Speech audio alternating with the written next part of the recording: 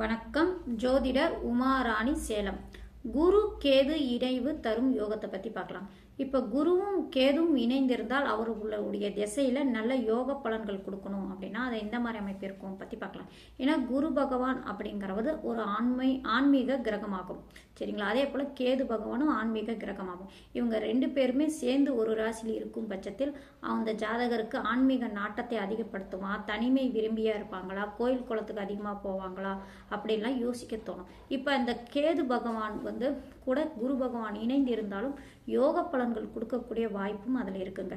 அது என்னென்ன அதை பற்றி பார்க்கலாம். இப்போ கேதுவும் குருவும் இணைந்திருக்கும் பட்சத்தில் அந்த குரு பகவான் ஆட்சியாகவோ உச்சமாகவோ இருக்கும் பட்சத்தில் அவரோட கேது பகவான் இணைந்திருக்கலாம். அதாவது எப்படின்னா, குரு தனுசிலேயோ மீனத்திலேயோ கடகத்திலேயோ இருக்கும் பட்சத்தில் அவரோட கேது பகவான் இணைந்திருக்கலாங்க. இது எல்லாம் குரு கேது இணைவு யோகத்தை தரக்கூடிய அமைப்பாகுங்க. ஏன்னா ஆட்சி உச்சம் பெற்ற கிரகங்களோட கேது பகவானும் அல்லது ராகு பகவானும் இணைந்திருப்பது யோகத்தை தரக்கூடிய அமைப்பு அப்படிங்கிறதுனால இந்த கேது பகவான் இப்போ குரு பகவான் ஆட்சி உச்சம் பெற்றிருக்கும் நிலையில அவரோட இணைந்திருக்கும் அமைப்பு அப்படிங்கிறது யோகத்தை கொடுக்கக்கூடிய அமைப்பாகுங்க. அந்த லக்னத்துக்கு குரு பகவான் என்ன ஆதிபத்தியம் பெற்றிருக்காரோ அது முழுமையாக கொடுக்கக்கூடிய வாய்ப்பு அதிகமாக உண்டு. அதே போல் அந்த குரு பகவான் தன்னுடைய காரகத்தையும் முழுமையாக கொடுக்கக்கூடிய வாய்ப்பு அதிகமாக உண்டு.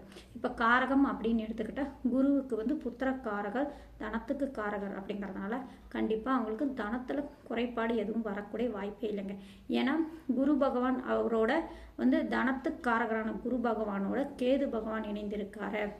அதனால பிரச்சனை வருமா அப்படின்னு யோசிக்க தோணும். ஏன்னா கேது அப்படிங்கிறவர் சுருக்கக்கூடிய தன்மை கொண்டவர் அப்படிங்கிறதுனால தனத்துக்கு காரகர், புத்திரத்துக்கு காரகர் குருவோட இவர் கேது பகவான் இணைந்திருக்கும் பட்சத்தில் இது ரெண்டிலுமே உயிர்காரகத்தையும் பொருள் காரகத்தையும் பாதிப்பு கொடுத்துருமா அப்படிங்கிற ஒரு கேள்வி உண்டு.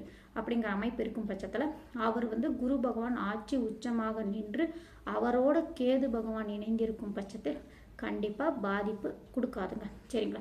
சரி, இப்போ ஒரே ராசியில் ஆட்சி உச்சமாக இருக்கும் பட்சத்திலும் அவர் ஒரே நட்சத்திரத்தில் இருந்தால் அது பாதிப்பு கொடுக்குமா அப்படின்னா அது கொஞ்சம் கொடுக்கக்கூடிய வாய்ப்பு உண்டு. ஏன்னா ரெண்டு பேரும் குரு பகவான் அப்படிங்கிறவர் அது என்ன தன்மை ஏற்கனவே சொல்லிட்டேன், கேது பகவான் என்ன தன்மைன்னு சொல்லிட்டேன். ஆனால் கேது ஸ்ரிவேஸ், அதாவது வக்ர கிரகம் அப்படிங்கிறதுனால இருவருமே ஒரே நட்சத்திரத்தில் இருக்கும் பட்சத்தில் குரு ஆட்சி உச்சம் இந்த அமைப்பில் இருக்கும் பட்சத்தில் ஒரே நட்சத்திரத்தில் இருந்தால் அப்போ பாதிப்பு கொடுக்குமா அப்படின்னா அதுவும் பாதிப்பு கொடுக்காத தன்மையும் உண்டு. அந்த நட்சத்திர சாரநாதன் எப்படி இருக்காங்கன்னு பாருங்க. அவங்க ஏதாவது ஒரு விதத்தில் பாதிக்கப்பட்டு இருக்கும் பட்சத்தில் இப்போ குருவும் கேதுவும் ஒரே நட்சத்திரத்தில் இருக்காங்க இல்லைங்களா, அந்த நட்சத்திர சாரநாதன் எந்த அளவில் இருக்காங்க, அவங்க பாதிக்கப்படாமல் வலுவாக இருக்கும் பட்சத்தில் கண்டிப்பாக குரு ஆட்சி உச்சமாக நின்று அவரோட கேது சேர்ந்திருந்தா அது கண்டிப்பாக யோகத்தை மட்டும்தான் கொடுக்கும். குரு திசையாக இருந்தாலும் சரிங்க, அல்லது கேது திசையாக இருந்தாலும் சரிங்க, இது நல்ல அமைப்பை கொடுக்கும். அல்லது அந்த குருவே வக்கரமாகி இருந்தாலும் சரிங்க, அது யோக பலனை கொடுக்கக்கூடிய வாய்ப்பு உண்டு. வக்கரமாகி, அதாவது ஆட்சி உச்சம் பெற்று நின்று வக்கரமானால் அது நீச்ச நிலைக்கு போயிடும். சரிங்களா? குரு பகவான் ஆட்சி உச்சமாக நின்று வக்கரமானால் அது நீச்ச நிலைக்கு போயிடும். அப்போ நீச்ச நிலையில் இருக்கும் டைமு கேதுவோட சேர்ந்து இருக்கும் பட்சத்தில் வக்ர கிரகத்தோட ஒரு வக்ர கிரகம் இணைக்கும் பட்சத்தில் அது யோகமாக கொடுக்கும். அதனாலையும் பிரச்சனை வராது. அப்படிங்கிறதுனால ஆட்சி உச்சமாக நின்று கேதுவோடு சேர்ந்து இருக்கும் பட்சத்தில் அந்த குரு திசையும் கேது திசையும் யோகமான பலன்கள் மட்டும்தாங்க கொடுக்கும். சரிங்களா? அடுத்தது மற்ற ராசிகள் இருந்தால் பாதிப்பு கொடுக்குமா அப்படின்னா அப்போ பிரச்சனை கொடுக்கக்கூடிய வாய்ப்பு உண்டு. ஏன்னா ஒரே நட்சத்திரத்தில் இந்த மாதிரி நான் ஏற்கனவே சொன்னேன், நட்சத்திரநாதன் நல்லா இருந்தா, ஆனால் அவங்க பாதிக்கப்பட்டு வேற ராசியில் ஆட்சி உச்சம் இல்லாத ராசியில் இணைந்திருக்கும் பட்சத்தில் அப்போ எப்படி இருக்காங்கன்னு எடுத்துக்கிட்டாங்கன்னா அப்போ குரு கேது ஒரே நட்சத்திரத்தில் இருக்கும் பட்சத்தில் சாரநாதன் பிரச்சனை இல்லாமல் இருக்குந்தா ஒன்றும் பாதிப்பு கொடுக்காது. அதே போல் வீட்டின் அதிபதியும் எந்த பாதிப்பு இல்லாமல் இருக்கும் பட்சத்தில் எந்த பிரச்சனையும் வராது. இருந்தாலும் குரு திசையில் கேது புக்தி, கேது திசையில் குரு புக்தி வரும் காலத்தில் கண்டிப்பாக சிறு பிரச்சனைகள் பாதிப்பு கொடுக்கக்கூடிய வாய்ப்பு உண்டுங்க. அது அந்த வீட்டின் அதிபதியும் அடுத்தது சாரநாதனையும் வலு பொறுத்து அது எந்த அளவுக்கு பாதிப்பு கொடுக்கும் அப்படின்னு அது ஜாதகத்தை பொறுத்து தான் நம்ம எடுக்க முடியும். சரிங்களா?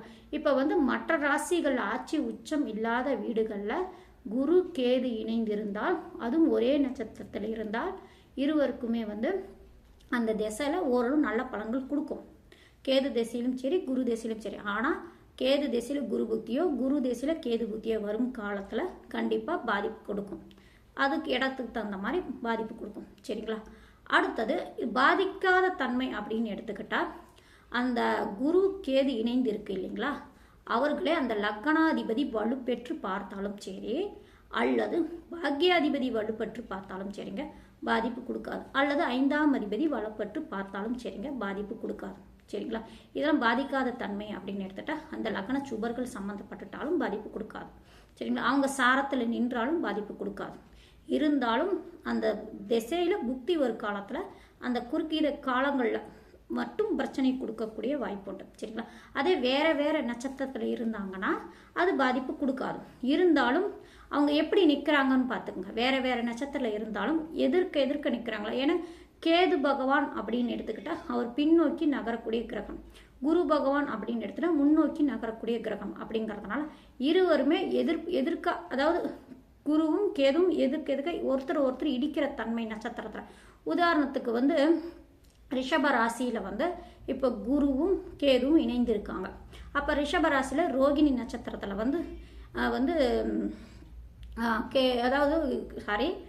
ரோகிணி நட்சத்திரத்தில் குரு நிற்கிறாருன்னு வச்சுக்கலாம்.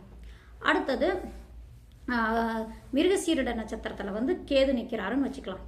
மிருகசீரிட நட்சத்திரம் அப்படின்னு எடுத்துக்கிட்டா அடுத்த வர நட்சத்திரம் பின்னோக்கி வரக்கூடிய அமைப்பு அப்படின்னு எடுத்தா அடுத்து எதுக்க நின்றுக்குவாங்க. கேதுவும் குருவும் இப்படி நின்றுக்குவாங்க. அப்படிங்கிற பட்சத்தில் இந்த அமைப்பு இருக்கும் பட்சத்தில் கண்டிப்பாக எதிர்க்க நின்று வேற வேற நட்சத்திரத்தில் இருக்கும் பட்சத்தில் அப்போ பிரச்சனை கொடுக்கக்கூடிய வாய்ப்பு உண்டு. சரிங்களா? அதுவே இப்போ கேது ரோகிணி நட்சத்திரத்திலும் குரு மிருகசீரிட நட்சத்திரத்திலும் இந்த மாதிரி அமைப்பில் இருந்தாங்க அப்படின்னா இது கொஞ்சம் பாதிக்காத தன்மை ஆயிடுங்க. சரிங்களா? ஆனால் ஒரே நட்சத்திரத்தில் இருந்தால் அது தசா புக்தி காலங்களில் அவங்களுடைய தசா புத்தி காலங்களில் கண்டிப்பாக பிரச்சனையை கொடுக்கக்கூடிய வாய்ப்பு உண்டு.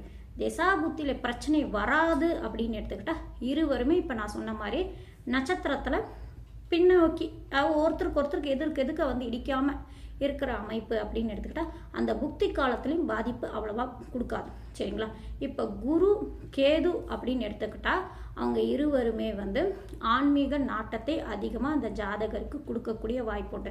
அந்த ஜாதகத்தில் பாருங்கள் 5ஆம் அதிபதியோ 9ஆம் அதிபதியோ அந்த குரு கேதுவோட ஏதாவது ஒரு விதத்தில் சம்பந்தம் ஏற்பட்டுட்டா அவங்களாம் பாருங்கள் கோயில்கள் பணியெல்லாம் செய்கிறாங்க, கோயிலுக்காக தன்னை அர்ப்பணிச்சுக்கிறாங்க, கோயிலுக்காக தன்னுடைய சொத்துக்களை கொடுக்குறாங்க, கோயிலுக்காக பணம் எடுத்து அதாவது கோயிலில் சுத்தம் செய்கிறாங்க, இந்த மாதிரிலாம் பண்ணுறாங்க இல்லைங்களா, அவங்களாம் பணம்லாம் கொடுக்குறாங்க இல்லைங்களா, இந்த மாதிரி கொடுக்கணும் அப்படிங்கிற எண்ணம், அதிகமாக கோயிலுக்கு போகணும் அப்படிங்கிற எண்ணம், அன்னதானம் செய்யணும் அப்படிங்கிறலாம் நினைக்கிறாங்களா, அவங்களுக்கெல்லாம் பாருங்கள் இந்த மாதிரி 5ஆம் அதிபதியோ 9ஆம் அதிபதியோ குரு கேது இணைந்து இருக்கும் பட்சத்தில் அவங்களுடைய குரு தேசையோ அல்லது கேது தேசையோ நடக்கும் பட்சத்தில் இந்த மாதிரி 5, 9ஆம் அதிபதிகள் ஏதாவது ஒரு விதத்தில் அந்த குரு கேதுவோட சம்மந்தப்பட்டிருந்தா அவங்க அதிகமாக கோயிலில் பணி செய்கிறது, கோயிலுக்காக தன்னை அர்ப்பணிச்சுக்கிறது, இந்த மாதிரி கோயிலில் வேலை செய்கிறது, இந்த மாதிரிலாம் அதிகமாக கோயிலில் இருக்கக்கூடிய அமைப்பு இருக்குங்க அவங்களுக்கெல்லாம். சரிங்களா? ஆன்மீக நாட்டம் அதிகமாக இருக்கும். சரிங்களா? அதே போல் தனிமை விரும்பியாக இருப்பாங்க. சரிங்களா?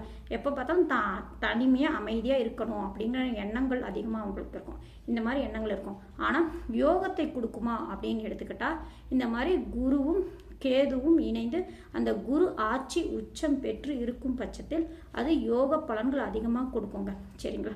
மிகப்பெரிய யோக பலன்கள்லாம் கொடுக்கக்கூடிய வாய்ப்பு என்ன அப்படின்னா அந்த குரு ஆட்சி உச்சமாக நின்று அவரோட கேது இணைந்திருக்கும் பட்சத்தில் அது யோகமாகத்தான் தரும். தன்னுடைய திசா காலங்கள் கேது தேசம் நடந்தாலும் சரி, குரு தேசம் நடந்தாலும் சரிங்க.